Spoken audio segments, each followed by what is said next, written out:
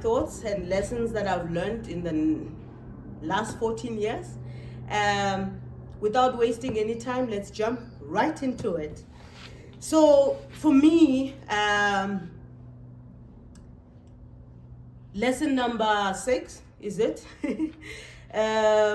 Is that when you go through something with someone, when you've gone through the most, that tends to bond you more than the mountain tops. Let me explain what I mean.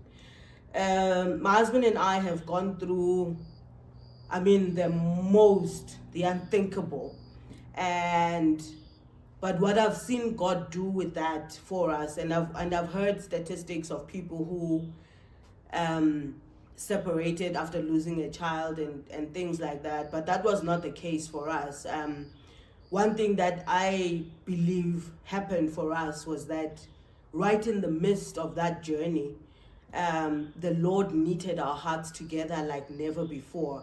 And grief sometimes does the worst for people, but for us, I think it really bonded our hearts together. I'm not saying that I wish death of a child on anyone, but I think for us, with having gone through all of that, we have become better spouses because we experienced what we experienced. And I just got distracted. My son just woke up. I'm sorry about that. Let us continue. Baby, I'm recording a YouTube video. Daddy's gone to town. He's gonna come back. Ask your brother. And then lesson number 7. Sorry about that. I hope you don't mind. For me, I think this is one thing you must know about me with this video, is that I want them to be as real as possible, because we tend to think that it's a perfect world and everything like that. That's not what I've experienced through them. So I want them to be as authentic as possible and just to be chilled, right? Lesson number 8. This lesson I think I had to learn the hard way, because I think that experience teaches you more than theory, and I think most people will agree to that phenomenon. In the quest of what God had told me to do, I think I became sorry, I became overzealous, and when I say overzealous, I think I wanted things to happen in a certain way, and when something came to block me from that purpose, from that journey, I got so irritated. And God sat me down one day and said, "You're a team, and no matter what the other team member does or doesn't do, you have no right to eliminate the team member from your team." And obviously I can't go into details of all of that, but I think the lesson that I took from that was that no matter what happens, no matter what seasons that we are both in, we will forever ever be a team. And with that kind of mindset, there is no space that I would ever arrive at and believe that I can do this by myself. That would be a lie from the pit of hell, and the devil likes lying and making us believe all of that. But I think I'm better off, because I'm teamed up with my husband. I'm better off parenting these kids because I have him in my life. And I know that there are many single people out there, single parents out there, and I'm not saying that it's not possible, but I think for me and my family, it has been that much better because we are doing it together as a family. And lesson number 9, I think. Forgive me, guys. I think I'm getting distracted somehow, but it's that marriage is made up of seasons, right? What does that mean? As you know, natural seasons, there are 4 seasons of the year. It is never summer the whole year. That would be such a boring life.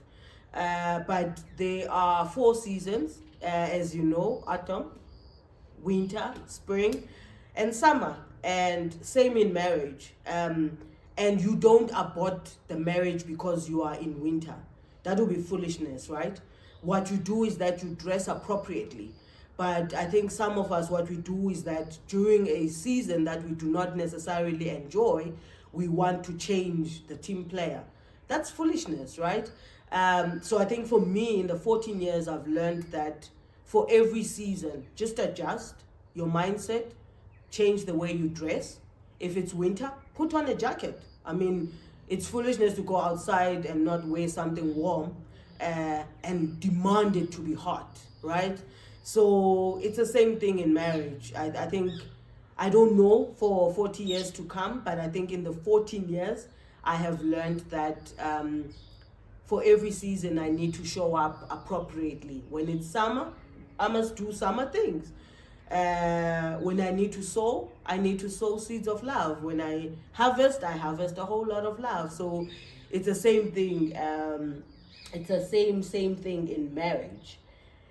And I think the 10th the 10th lesson is that set boundaries. And I know this is like what can I say? I think many people talk about it, but I think for me, growing up with boys, only being the only girl, I tend to make guy friends very easier and quicker than girls.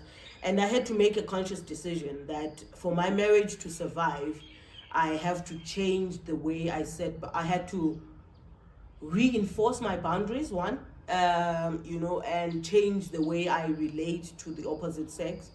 And not because of my husband really, but because of my marriage, right? Because I want to throw this in here, that marriage is an organism itself. So it has to be nurtured until it's full grown. And if you don't protect it from certain forces, it won't survive. And I think young people come into marriage thinking, oh, let's do whatever, everything is okay, and. But that's a lie, really. You've got to invest in it. You've got to protect it from anything that would intrude. I'm seeing in my head, I'm seeing like an ozone layer. So an ozone layer is there to protect us from being damaged by the sun, right? The sun is good for us, but there should be that layer so that we don't get all the kind of sicknesses that are there. But the moment that we allow anything to come in, unfortunately, it will fester in and mess up the marriage. So boundaries are critical, right? And yeah, I think those are the 5 points for this week. I hope you enjoyed that, and I hope to see you in the next video. But let's continue to chat in the comment section. What do you think? Do you agree with some of my thoughts? And I'll see you in the next video. Thank you so much.